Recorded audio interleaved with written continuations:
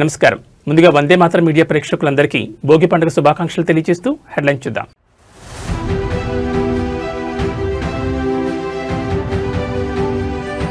తెలుగు రాష్ట్రాల్లో సంక్రాంతి సందడి, అంబరానంటిన భోగి సంబరాలు.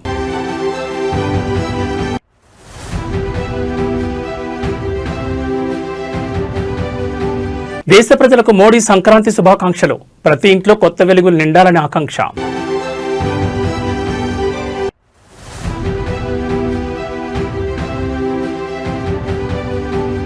తెలంగాణ మున్సిపల్ ఎన్నికలు, తుది ఓటర్ల జాబితా విడుదల చేసిన ఈసీ.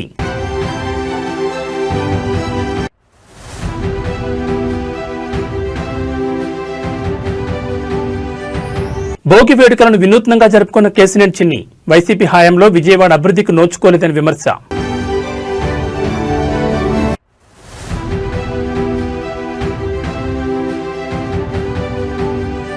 బోర్డర్లో పాక్ డ్రోన్ల కలకలం, బోర్డర్ వెంబడి తనిఖీ చేపట్టిన సోల్జర్లు.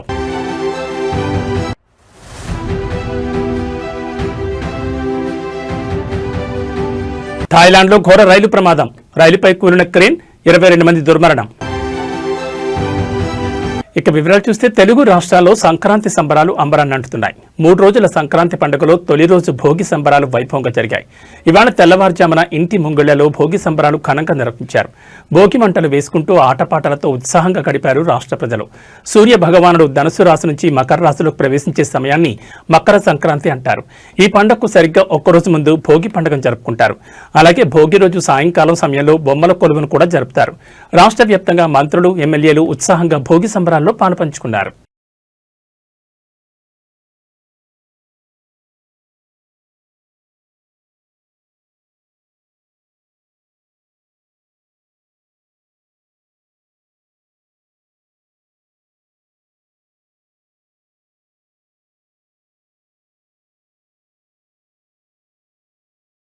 ఈ సంక్రాంతికి ప్రతి ఇంట్లో కొత్త వెలుగులు నిండాలని ప్రధాని మోడీ ఆకాంక్షించారు. సంక్రాంతిని పురస్కరించుకుని దేశ ప్రజలకు మోడీ శుభాకాంక్షలు తెలిపారు.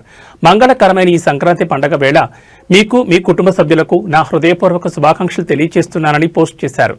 సూర్యుడి గమనంలో వచ్చే మార్పు కొత్త వెలుగులకు ఎలా నాంది పలుకుతుందో ఈ సంక్రాంతి మీ జీవితాల్లో కూడా సరికొత్త ఆశయాలను, ఉన్నతమైన లక్ష్యాలను నింపాలని కోరుకుంటున్నాను. ఈ పండుగ మన దేశవ్యాప్తంగా వివిధ పేర్లతో, రకరకాల సంప్రదాయాలతో జరుపుకుంటారు. మనందరినీ కలిపి ఉంచే ఆత్మీయత, మనం పంచుకునే ఆనందం మాత్రం ఒక్కటే. మన భారతీయ సంస్కృతిలోని గొప్పతనాన్ని, ఏకత్వ స్ఫూర్తిని ఈ సంబరాలు చాటి చెప్తాయని పేర్కొన్నారు. ముఖ్యంగా ఈ పండుగ మన అన్నదాతలది. నిరంతరం శ్రమిస్తూ దేశానికి అన్నం పెట్టే మన రైతు సోదరులకు కృతజ్ఞతలు తెలుపుకునే పవిత్ర సమయం ఇది. వారి శ్రమలో భాగస్వామ్యం పంచుకుంటూ సమాజాన్ని సుభిక్షం చేసుకోవడం మనందరి బాధ్యత. ఈ మకర సంక్రాంతి మీ జీవితంలో కొత్త ఆత్మవిశ్వాసాన్ని నింపాలని, మీ భవిష్యత్ ఎల్లప్పుడూ సానుకూలతతో ప్రకాశవంతంగా ఉండాలని ఆకాంక్షిస్తున్నాను. మీరు నిండు నూరేళ్లు ఆయురారోగ్యాలతో, ఐశ్వర్యంతో తొలతూగాలని, మీ ప్రతి ప్రయత్నం విజయవంతమై సమాజంలో శాంతి సామరస్యాలు వెల్లివిరియాలని మనసారా కోరుకుంటున్నానని మోడీ ఆకాంక్షించారు. వణక్కం.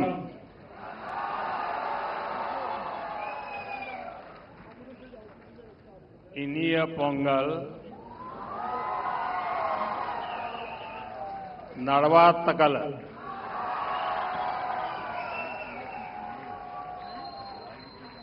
आज पोंगल एक ग्लोबल फेस्टिवल बन चुका है। दुनिया भर में तमिल समुदाय और तमिल संस्कृति से प्रेम करने वाले लोग इसे उत्साह के साथ मनाते हैं। उसमें मैं भी एक हूं।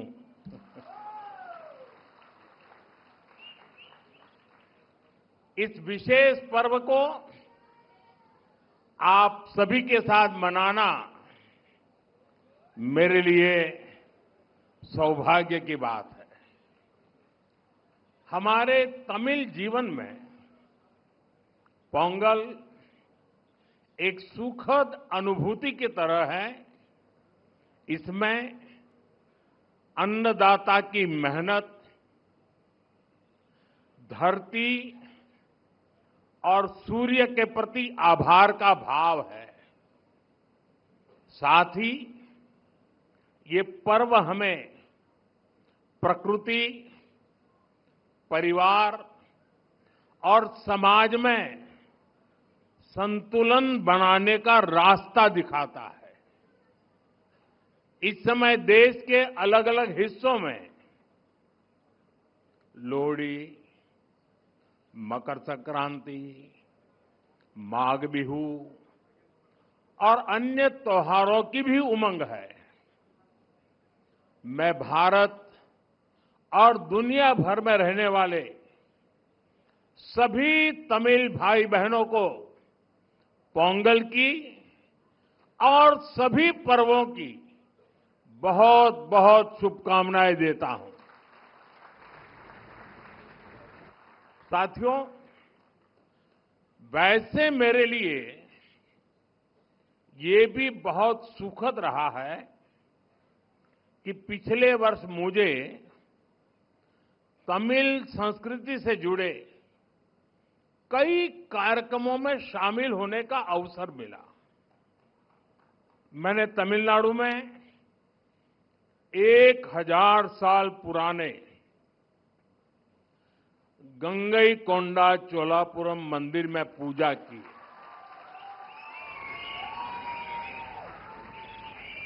वाराणसी में काशी तमिल संगमम के दौरान सांस्कृतिक एकता की ऊर्जा को पल पल उसके साथ जहां भी रहा मैं जुड़ा रहा, मैंने उसे महसूस किया। जब मैं पंबन ब्रिज के लोकार्पण के लिए रामेश्वरम गया था तो तमिल इतिहास की महानता का తెలంగాణ రాష్ట్రంలో త్వరలో మున్సిపల్ ఎన్నికలు జరగనున్న నేపథ్యంలో రాష్ట్ర ఎన్నికల సంఘం తుది ఓటర్ల జాబితాను ప్రకటించింది. ఎన్నికలు జరగనున్న మున్సిపాలిటీలు, కార్పొరేషన్లలో మొత్తం 52,43,023 మంది ఓటర్లు ఉన్నట్లు వెల్లడించింది.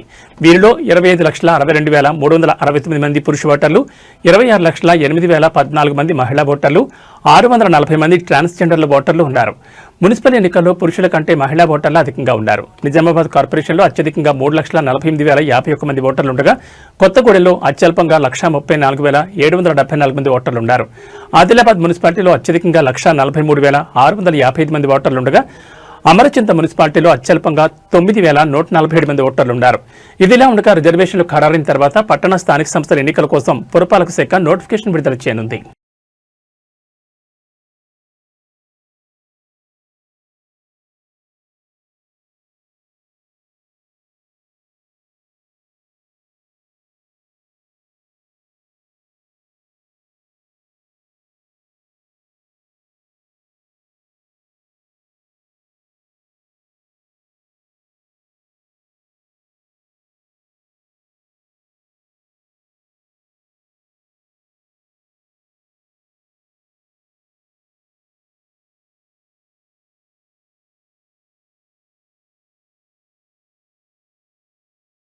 రెండు తెలుగు రాష్ట్రాల ప్రజలు భోగి పండుగను సంతోషంగా జరుపుకుంటున్నారు. విజయవాడలో టీడీపీ ఎంపీ కేశినేని భోగి వేడుకలు వినూత్నంగా జరుపుకున్నారు.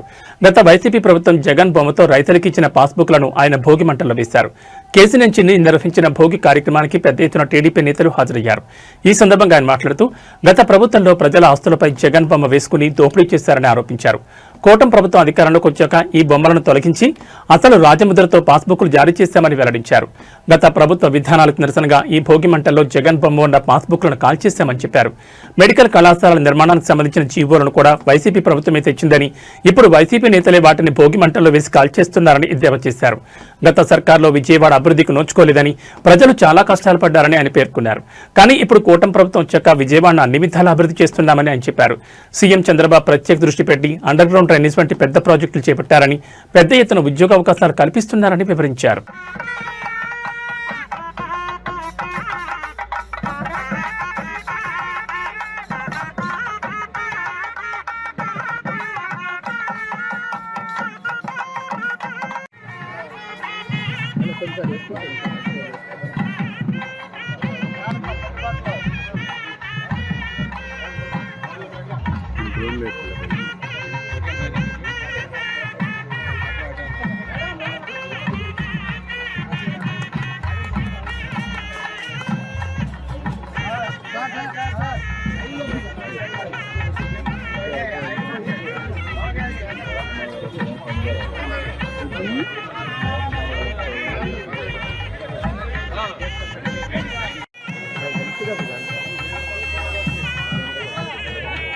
నా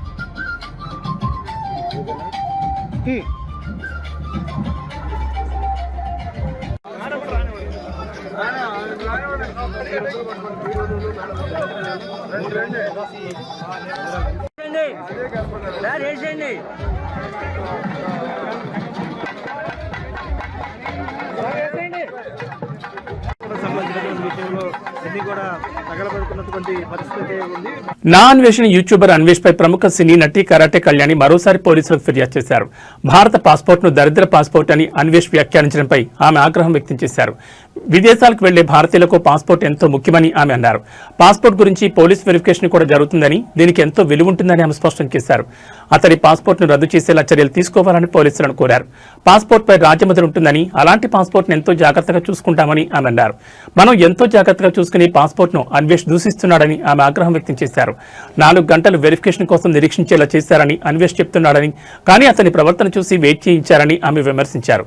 అన్వేష్ పాస్పోర్ట్ రద్దయ్యేంత వరకు తాము పోరాడతామని ఆమె అన్నారు. అన్వేష్ భారత్లో అడుగుపెట్టిన వెంటనే తగిన చర్యలు తీసుకుంటామని హెచ్చరించారు.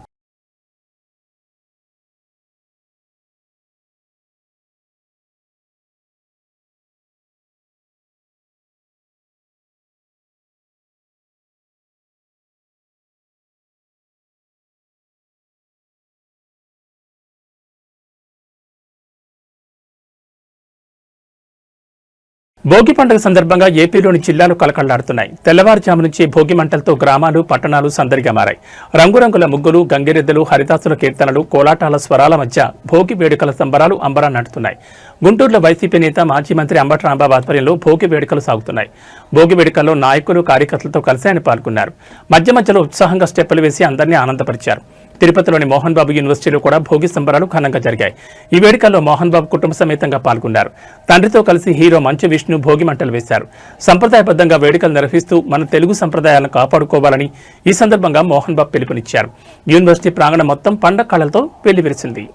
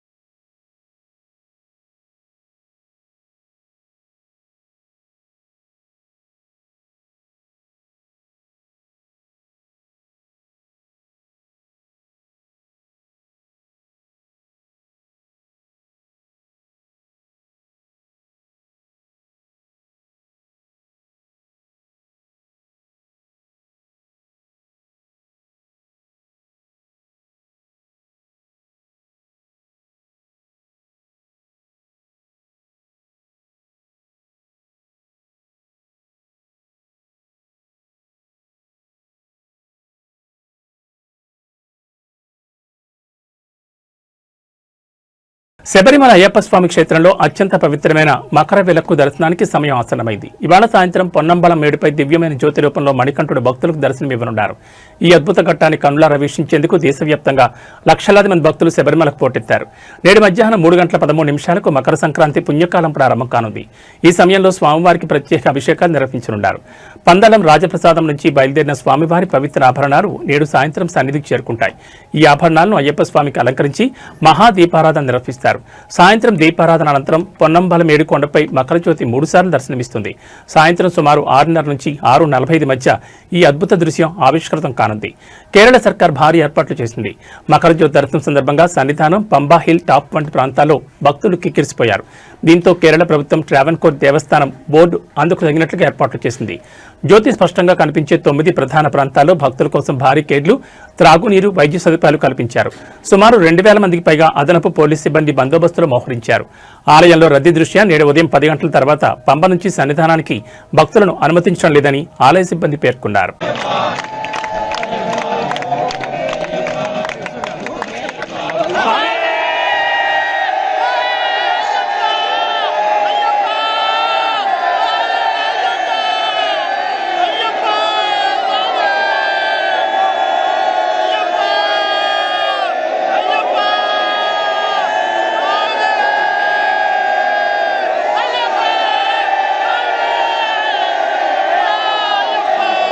థాయిలాండ్లో బుధవారం ఘోర రైలు ప్రమాదం జరిగింది. నిర్మాణంలో ఉన్న హైస్పీడ్ రైల్వే లైన్కి చెందిన భారీ క్రేన్ ఒకటి ప్రయాణికులతో వెళ్తున్న రైలుపై కూలిపోవడంతో 22 మంది ప్రాణాలు కోల్పోయారు. ఈ దుర్ఘటనలో మరో 30 మందికి పైగా తీవ్రంగా గాయపడ్డారు. బ్యాంకాక్ ఈశాన్యంగా సుమారు 230 కిలోమీటర్ల దూరంలోని నఖోన్ రచాసీమా ప్రావిన్స్లోని సికియో జిల్లాలో ఈ ప్రమాదం చోటు చేసుకుంది. స్థానిక కాలమానం ప్రకారం ఉదయం 9 గంటల సమయంలో బ్యాంకాక్ నుంచి ఉబాన్ రచధాని ప్రావిన్స్కు వెళ్తున్న స్పెషల్ ఎక్స్ప్రెస్ నెంబర్ 21 రైలుపై క్రేన్ కూలింది. ఈ రైల్లో ప్రమాద సమయంలో 195 మంది ప్రయాణికులు, సిబ్బంది ఉన్నారు. క్రేన్ బలంగా ఢీకొట్టిన దాటికి రైలుకు చెందిన 3 బోగీలు పట్టాలు తప్పాయి. వెంటనే మంటలు చెలరేగి దట్టమైన పొగలు కమ్ముకున్నాయని అధికారులు తెలిపారు. సమాచారం అందుకున్న వెంటనే సహాయక బృందాలు ఘటనా స్థలానికి చేరుకున్నాయి. హైడ్రాలిక్ కట్టర్ల సహాయంతో బోగీల్లో చిక్కున్న ప్రయాణికులను బయటకు తీసి క్షతగాత్రులను సమీపంలోని ఆసుపత్రికి తరలించారు. ఈ ప్రమాదంలో 22 మంది మరణించగా 30 మందికి పైగా గాయపడ్డారని నఖోన్ రచాసీమా ప్రావిన్షియల్ పోలీస్ చీఫ్ తాచాపోన్ చిన్నావాంగ్ మీడియాకు ధృవీకరించారు. మృతుల సంఖ్యపై తొలుత భిన్నమైన నివేదికలు వెలువడినప్పటికీ చివరికి పోలీసులు 22 మంది మరణించినట్లు స్పష్టం చేశారు.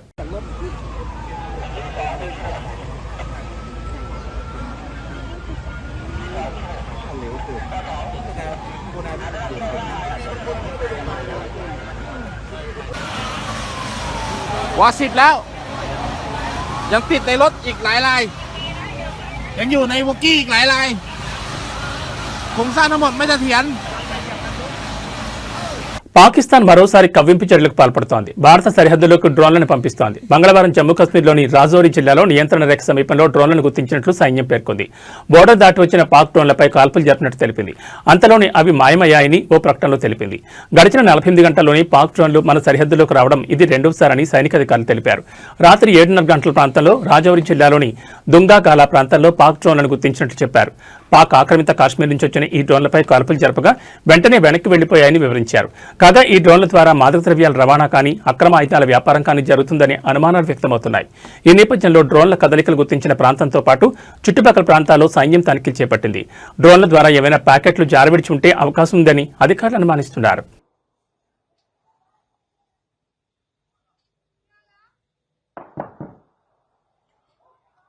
पूरे बॉर्डर पे फायरिंग हो रही है अभी। ये देखो कैसे गोलियां जा रही हैं।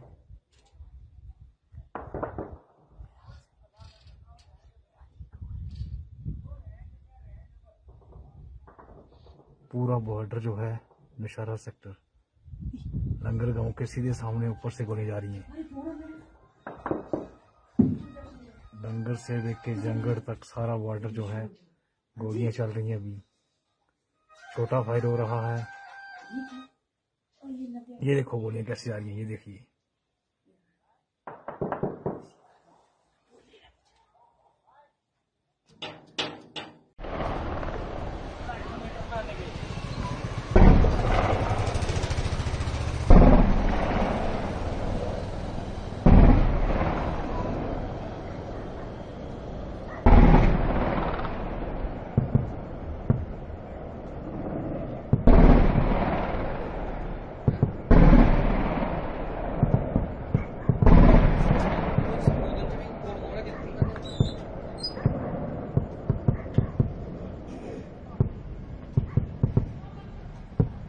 సికింద్రాబాద్లోని పరేడ్ గ్రౌండ్స్ వేదికగా అంతర్జాతీయ కైట్ అండ్ స్వీట్ ఫెస్టివల్ 2026 ప్రారంభమైంది. రంగురంగుల పతంగులతో భాగ్యనగర ఆకాశం ఒక అద్భుతమైన కాన్వాస్లా మారిపోయింది.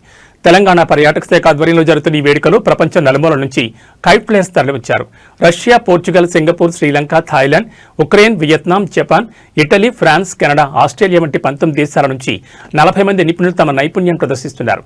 అలాగే భారతదేశంలోని 15 రాష్ట్రాల నుండి 55 మంది జాతీయ స్థాయి కైట్ ప్లేయర్స్ పాల్గొని వైవిధ్యమైన పతంగులను ఎగురవేస్తున్నారు. భూమి నుంచి ఆకాశానికి రంగురంగుల సందేశాలు పంపుతున్నారా అన్నట్టుగా గ్రౌండ్ అంతా పతంగులతో నిండిపోయింది. డాల్ఫిన్లు, కార్టూన్ క్యారెక్టర్లు, డ్రాగన్లు, భారీ ఆకారాల్లో ఉన్న గాలిపటాలు సందర్శకులను కట్టిపడేస్తున్నాయి. ఈ సందర్భంగా హైదరాబాద్ కైట్ ఫెస్టివల్లో పాల్గొనడం చాలా సంతోషంగా ఉంది. ఇక్కడి ప్రజల ఉత్సాహం, ఆతిథ్యం అద్భుతమని అంతర్జాతీయ ప్లేయర్స్ తమ ఆనందాన్ని పంచుకున్నారు. ఈ ఏడాది మరికొన్ని పతంగులతో పాటు ప్రత్యేక ఆకర్షణలు కూడా తోడయ్యాయి. అక్కడ వివిధ రాష్ట్రాల సంప్రదాయ మిఠాయిల స్టాల్స్ ఆహార ప్రియులను ఆకట్టుకుంటున్నాయి. జనవరి 16 నుంచి 18 వరకు పరేడ్ గ్రౌండ్ లో హాట్ ఎయిర్ బెలూన్ ఫెస్టివల్, అలాగే గచ్చిబౌలి స్టేడియంలో డ్రోన్ ఫెస్టివల్ కూడా జరగనున్నాయి.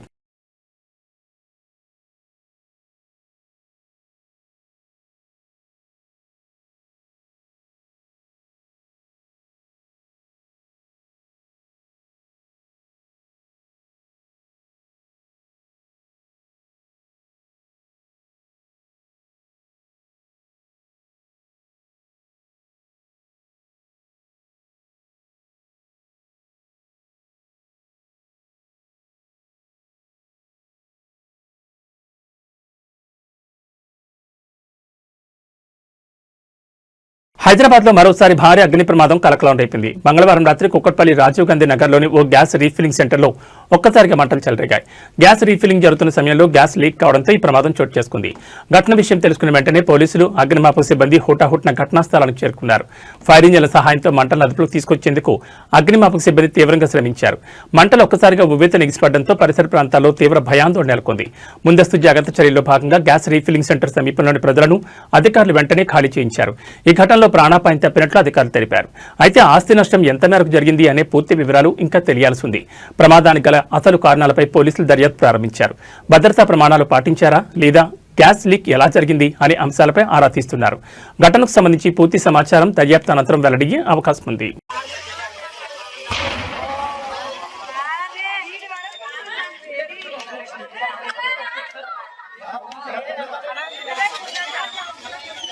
ఫైర్ ఇంజన్ కి ఏదైనా ఉంటే కాల్ చేసేసేయండి.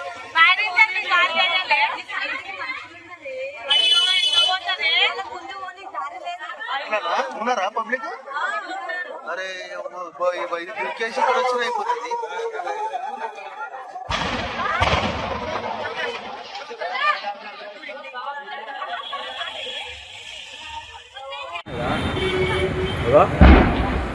అమ్మా మామూలు వెళ్ళినట్టు వెళ్తున్నాయి. సంక్రాంతి వేళ ఏపీకి వెళుతున్న ఆర్టీసీ బస్సు ప్రమాదానికి గురైంది. మహబూబ్ నగర్ జిల్లా చెట్చర్ల మండలం మాచారం గ్రామ సమీపంలో జాతీయ రహదారిపై డీసీఎం వాహనం ఢీకొట్టింది. ఈ ప్రమాదంలో బస్సులో ఉన్న 20 మంది ప్రయాణికులు గాయపడ్డారు. హైదరాబాద్ నుంచి ఫిబ్రవరి మీదుగా కర్నూలు వెళ్తున్న కొల్లాపూర్ డిపో బస్సు మంగళవారం అర్ధరాత్రి 1:30 సమయంలో ముందు వెళ్తున్న డీసీఎం వాహనం ఢీకొట్టింది. ఈ ప్రమాదంలో బస్సులో ఉన్న 20 మంది ప్రయాణికులు గాయపడ్డారు. అందులో డ్రైవర్తో పాటు మరో 4 తీవ్రంగా గాయపడ్డారు. వారి పరిస్థితి విషమంగా ఉన్నట్టు తెలుస్తోంది. ప్రమాదం జరిగిన వెంటనే సమాచారం అందుకున్న పోలీసులు ఘటనా స్థలాన్ని చేరుకుని పరిశీలించారు. 4 అంబులెన్స్లో క్షతగాత్రులను మహబూబ్ నగర్ ప్రభుత్వ జనరల్ ఆసుపత్రికి తరలించారు. బస్సు యాక్సిడెంట్ కారణంగా కర్నూలు వైపు దాదాపు 3 కిలోమీటర్ల మేర ట్రాఫిక్ స్తంభించింది. అర్ధరాత్రి 2:30 గంటల సమయంలో పోలీసులు ట్రాఫిక్ ను పునరుద్ధరించారు.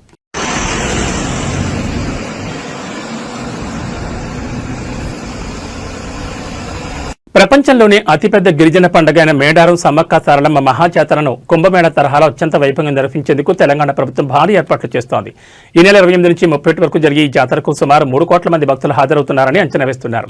ఈ నేపథ్యంలో మంగళవారం సచివాలయంలో మంత్రులు సీతక్క, అడ్లూరు లక్ష్మణ్ కుమార్, ప్రభుత్వ ప్రధాన కార్యదర్శి కె రామకృష్ణారావుతో ఉన్నత స్థాయి సమీక్ష నిర్వహించారు. గతంలో ఎన్నడూ లేని విధంగా సీఎం రేవంత్ రెడ్డి ఈ జాతర కోసం 251 కోట్లు మంజూరు చేశారని మంత్రులు తెలిపారు. భక్తుల రద్దీ, ట్రాఫిక్ ను పర్యవేక్షించేందుకు డ్రోన్లను ఉపయోగించాలని సీఎస్ అధికారులను ఆదేశించారు. భక్తుల సౌకర్యార్థం జాతర సమాచారం, పార్కింగ్ రూట్ మ్యాప్ వివరాలతో ప్రత్యేక మొబైల్ యాప్, క్యూఆర్ కోడ్ను అందుబాటులోకి తెచ్చినట్లు వెల్లడించారు. ఈ సందర్భంగా మంత్రులు జాతర ప్రత్యేక లోగోను ఆవిష్కరించారు. భక్తుల కోసం మై మేడారం పేరుతో ఒక వాట్సాప్ చాట్ బాట్ను కూడా ప్రారంభించారు.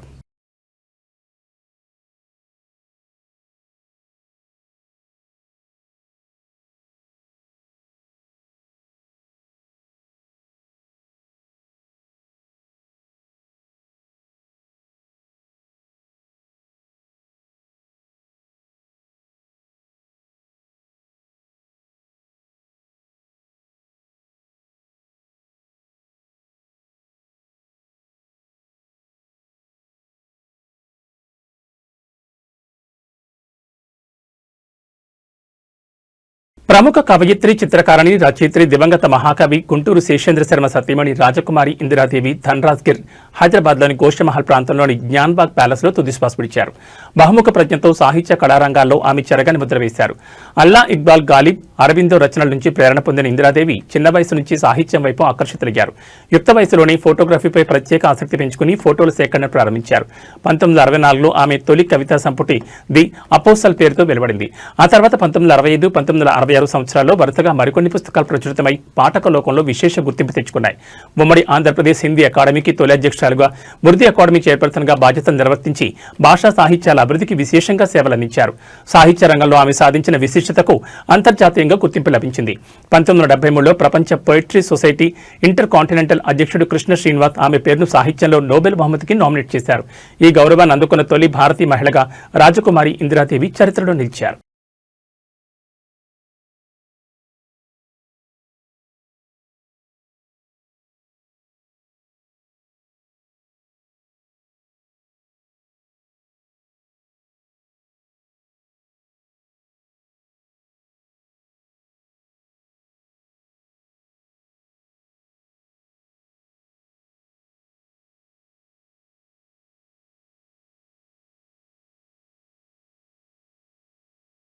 ఏబీ బులెటిన్ విశేషాలు. నమస్కారం.